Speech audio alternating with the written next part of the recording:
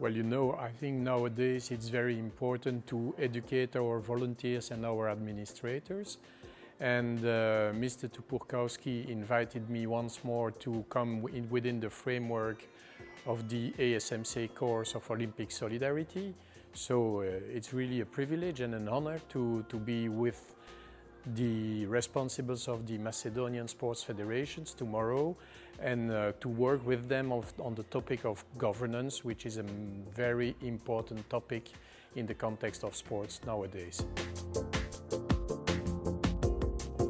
Strategic management is first about having a clear vision and a clear mission, which will allow you to develop some strategic plans and to go forward to the future, taking into account the necessity to respect some rules that we call now the rules of good governance.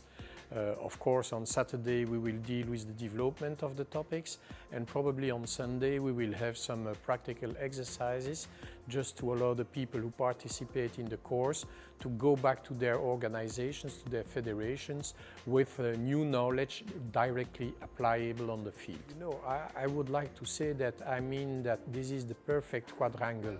You need the four pillars to develop properly sport in our countries.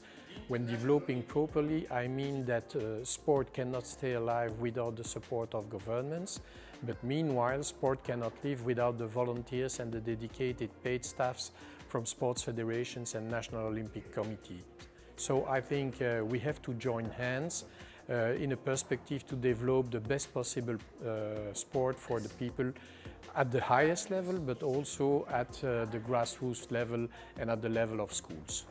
Well, I would like to answer with a very short answer and then maybe to develop it, but the athlete must be central.